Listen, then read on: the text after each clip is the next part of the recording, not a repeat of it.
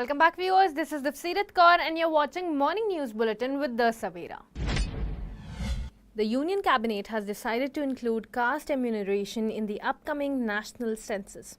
Minister Ashwini Vaishnav said this move ensures transparency and social equity. He criticized past Congress governments for avoiding a full caste census. The Union Government revamps the National Security Advisory Board. Alok Joshi, former chief of the RAW, appointed as the head of board. 6 more members inducted into the board. Uttarakhand CM Pushkar Singh Dhami reaches Gangotri Dham on the occasion of Akshaya Tritiya and opening of Gangotri Dham. Batinda Kent police arrests Sunil Kumar, a cobbler, for allegedly leaking sensitive intelligence to Pakistan. Cabinet Committee on Security meets for the second time after the terrorist attack. The meeting is held at Prime Minister's residence. In Shravasti, a 4-day crackdown led to sealing 34 madrasas and demolition of a mosque portion on India-Nepal no man's land and removal of encroachments from 127 government lands. The action against legal madrasas continues across the district. Demolition work resumed in Ahmedabad, targeting illegal Bangladeshi settlements near Chandola Lake. Local police and the municipal corporation collaborated to continue the operation, removing unauthorized structures from the area yesterday.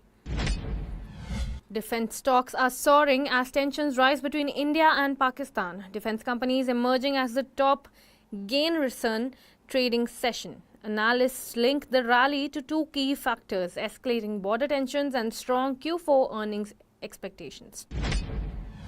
Himachal Pradesh makes it mandatory for all commercial vehicles to carry dustbins. Any vehicle found violating the rule will be fined up to 10,000 rupees, while individuals caught littering in public places will face a penalty of 1,500. The new rules came in force from yesterday.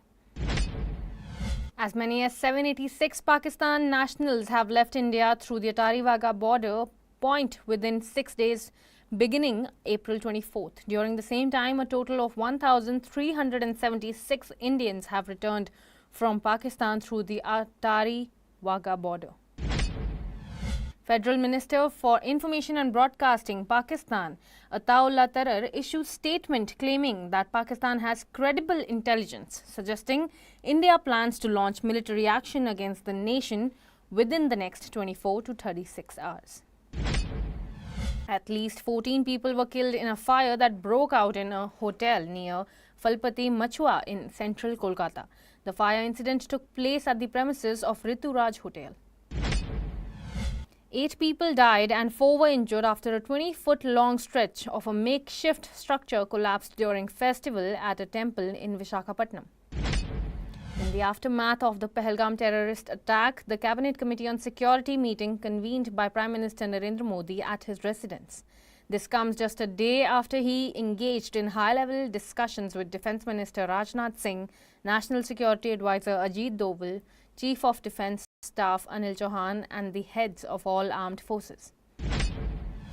The Balochistan High Court adjourns the hearing of a petition challenging the detention of Baloch Yak Jeti Committee Chief Organizer Maharang Baloch and 90 others from the Baloch National Party, Mengal and National Security.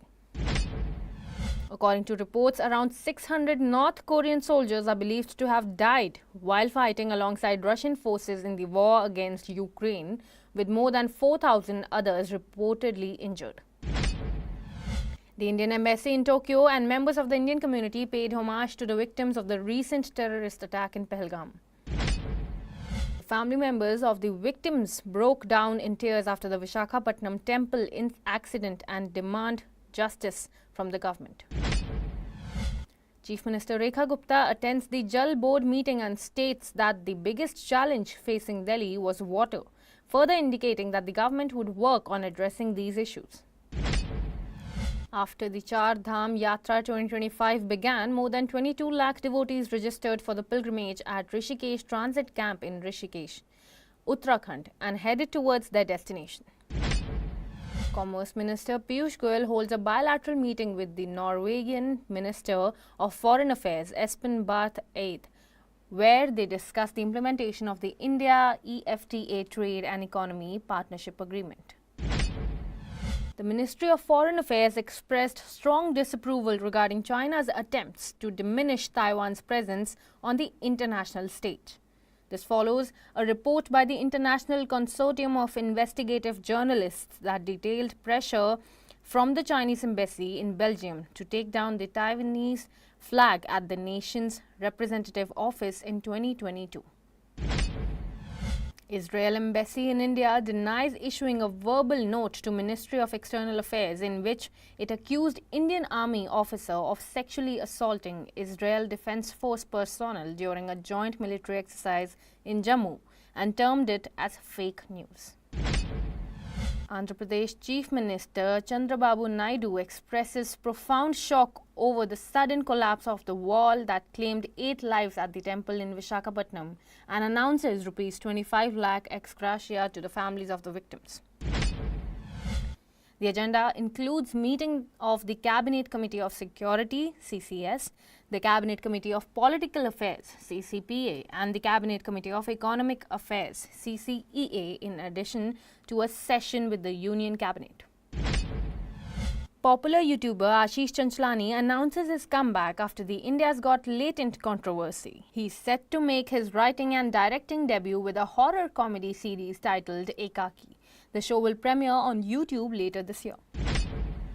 In a powerful display of unity, Muslims across Ahmedabad wore black bands during prayers to condemn the Pahalgam terror attack. The protest spread from Kutch to Saurashtra, with participants urging strong action against terrorism. This comes as Indian Muslims face unwarranted backlash for cross-border extremist acts. The Gujarat High Court has upheld demolitions near Chandola Lake, stating no construction is allowed on the notified water body. Petitioners' claims of no notice and resettlement rights were rejected. Court allowed fresh applications under existing rehabilitation policies. A fierce clash erupted between Pakistan Army and Pashtun police in Lucky Marwat. Police officers were seen mocking army generals and rejecting military authority in Pakistan. This comes after the mass soldiers' resignation, hinting at deep internal cracks. Experts warn of rising tensions and possible civil unrest within Pakistan. India and Pakistan DGMOs held talks over hotline communication. India warned Pakistan against repeated unprovoked ceasefire violations along the LOC. Indian Army responded swiftly to firing in Kupwara, Poonch and Rampur.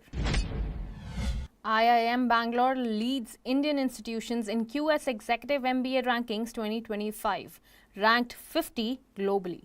Despite dropping 9 spots from last year, it remains the only Indian institute in the top 100.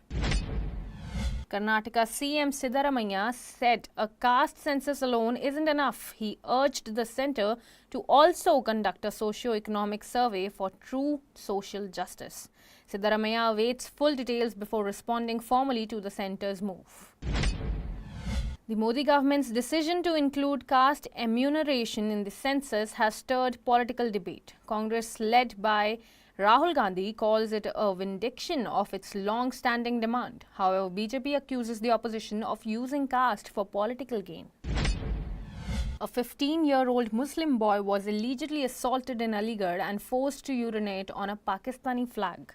3 men were booked after videos of the incident went viral. Police have registered an FIR and are investigating the matter. Prime Video and TVF reunite for Gram Chikitsalaya after Panchayat's success. The series stars Amol Parasher as a city doctor in a neglected village clinic. He battles corruption, disbelief and apathy to revive rural healthcare. The comedy highlights social challenges with heart and humor in village life. Mark Carney led the Liberals to victory in Canada's 2025 elections. They secured 169 seats, just 3 short of a clear majority. Carney pledged unity, economic transformation and stronger global partnerships in his speech. Despite the win, voters broadly rejected all major parties' full mandates.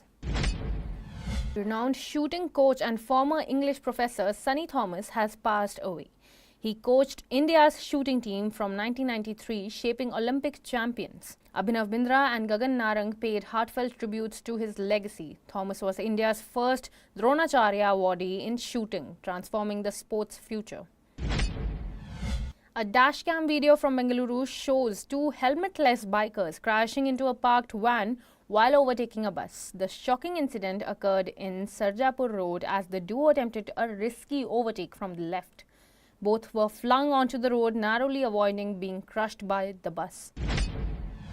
Pakistani nationals in India on long-term visas won't face deportation even if their LTV has expired. The FRRO in Jodhpur is processing extensions and the new LTV applications through a special campaign. Pending LTV applicants are exempt as background checks take time. Authorities urge unregistered or expired passport holders to submit documents promptly. World number 1 Jannik Sinner admitted he nearly quit tennis after accepting a 3-month doping ban. He felt isolated before the Australian Open despite winning the title. Sinner maintains he did nothing wrong but accepted the ban to avoid harsher outcomes. Now he is set to return at the Italian Open on May 4th. Actor Shehnaz Gill has added a Mercedes-Benz GLS to her luxury car collection. Priced 1.7 crore, she proudly called it the reward of her hard work. She shared joyful photos with the car, thanking God and her fans. Australian tennis player Max Purcell has accepted an 18-month ban. He breached anti-doping rules by taking excess vitamin 4 infusions. Unlike others, he didn't test positive for banned substances. Purcell claims he was unaware the infusions exceeded the legal limit. Delhi's Atishi criticized the new draft bill on school fees. She called the process non-transparent despite claims of transparency. Parents have protested recent arbitrary fee hikes by private schools. The bill, she says, ignores existing 2025 fee hike issues. Election Commission has asked Jammu and Kashmir officials to probe voting claim. A Pakistani man claimed he voted in India despite foreign passport. He also held Aadhaar and voter ID while living since 2008. Election Commission may file FIR if citizenship fraud is confirmed. Angola President João Lourenço will visit India from May 1st to 4th. This marks the first such visit in 38 years, strengthening ties. Lourenço's visit celebrates 40 years of diplomatic relations between nations. MoUs and agreements are expected to be signed during this visit.